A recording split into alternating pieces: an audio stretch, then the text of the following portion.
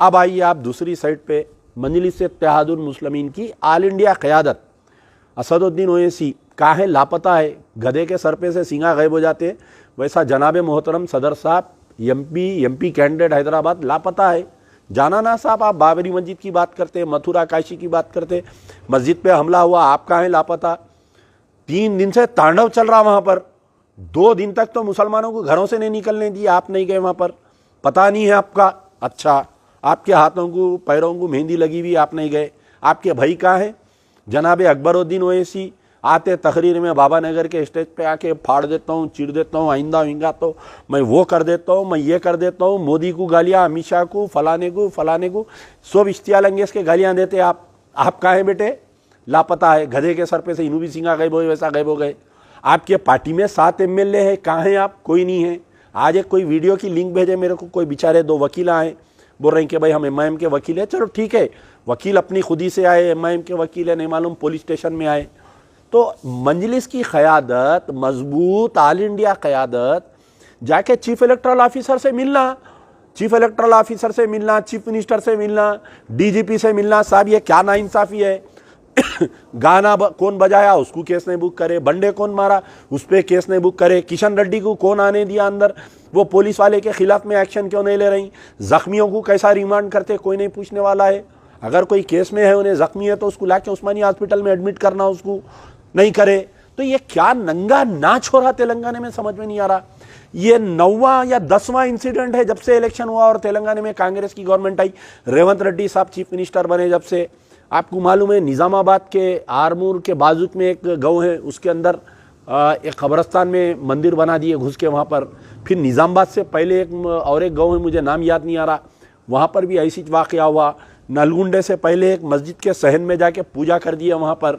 और आपके मुस्तसिल ये 10वां वाक़ये के करीब में है ये, election to election, assembly election से लेके पार्लियामेंट इलेक्शन तक, और हमारी तेलंगाना की पुलिस खामोश बैठी हुई है। तो मेरा बोलने का मतलब है कि भाई ये क्या हो रहा तेलंगाना में। अच्छा, कहाँ पर है पूरे मुस्लिम कायदीन, बताइए आप। जमात इस्लामी कहाँ पर है, आपके तामीर मिल्लत कहाँ पर है। जितने तंजीमा जो इलेक्शन आते निकल जाते, कोई BRS की तायद करते, कोई कांग्रेस की तायद करते निकल के।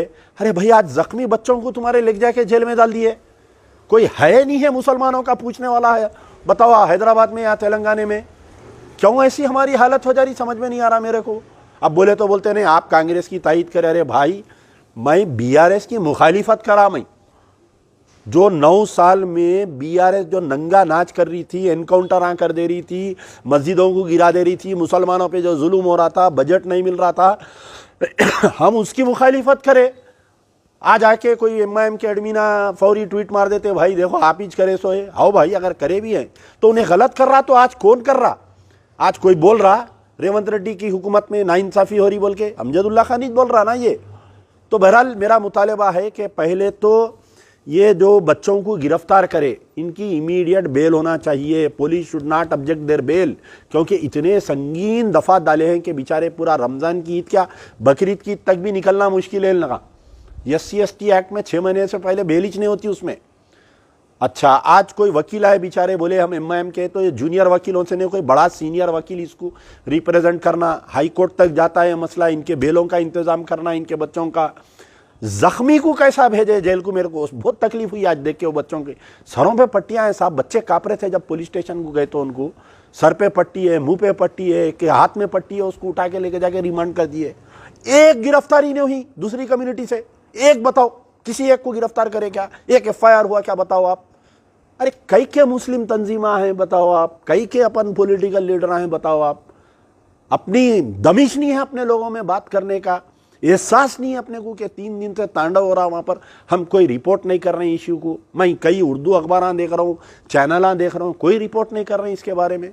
तो बहरहाल सबसे पहले कि चीफ इलेक्टोरल ऑफिसर तेलंगाना से मेरा मुतालबा है कि आप इसका सख्त स्टैंड लेना चाहिए। इंशाल्लाह कल हम जाएंगे, उनसे भी मिलेंगे। टाइम आज लिया था मैं, आज टाइम नहीं मिला, कहीं मीटिंग में थे, फिर कोई BJP का डेलीगेशन आ गया बोले वहाँ पर।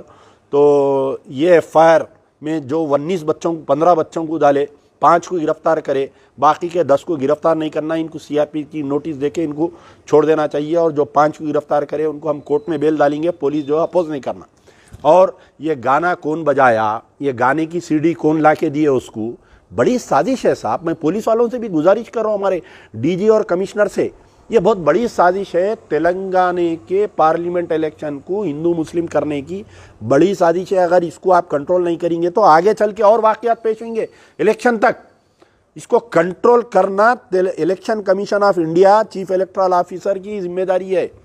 और तमाम मुस्लिम तंजीमों से, इर्रेस्पेक्टिव ऑफ आप कांग्रेस के होंगे, बीआरएस के होंगे, आप किसके होंगे नहीं मालूम, आप सियासी होंगे, आप गैर सियासी होंगे नहीं मालूम, इस मुद्दे पर अपना अपना बयान दियो, जारी करो कि जंगी चरला में जो जख्मियों को गिरफ्तार करे ये जो है बिल्कुल सरासर गलती। अरे कैसे मुकदमात आप देखिए, हैरत हो रही मेरे को देख के।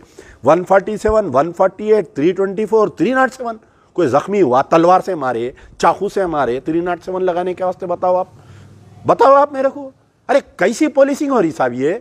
354, 295 ये red with 149 IPC and section 3 of subsection 1 RS 3 of subsection 2 SC/ST POA act 2015।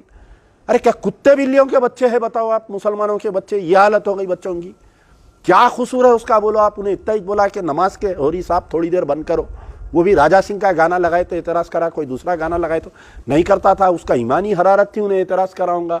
जख्मी को लेके जाके रिमांड कर दिए। मैं तमाम उलमा, मशाइखीन, सियासी गैर सियासी लोगों से अपील कर रहा हूँ, इस मसले पर बोलना चाहिए हमको। अगर नहीं बोलेंगे तो फिर तेलंगाना में हमारे को कोई वैल्यू नहीं रहेंगी हमारी। रेवंत रेड्डी साहब आप नोट लेना चाहिए। हो सकता है कि इलेक्शन की मजबूरी में आप नहीं बोल रहे होंगे, लेकिन आपको बोलना पड़ेगा।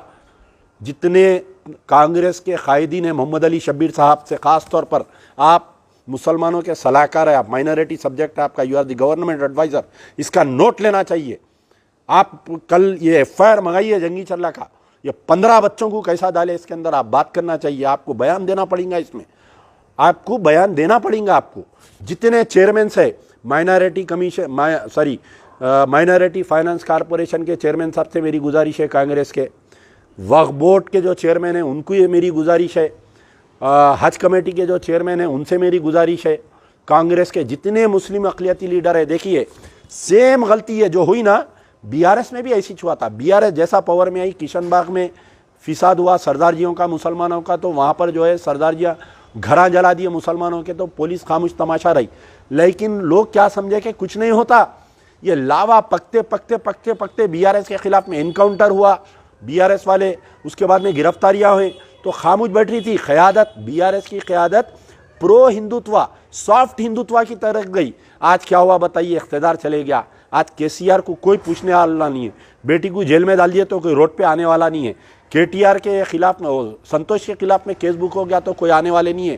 कांग्रेस के अक़लियती कायदीन को मेरी गुजारिश है कि इस मसले पर आप बोलिए। रेवंत रेड्डी से कल जाके एक डेलीगेशन मिली है, मोहम्मद अली शब्बीर साहब डेलीगेशन को लीड करिए। जमात इस्लामी से सबसे मेरी गुजारिश है कि चंगी चल्ले के इशू पर बोलिए। शुक्रिया। यार जिंदा सोबत बाकी।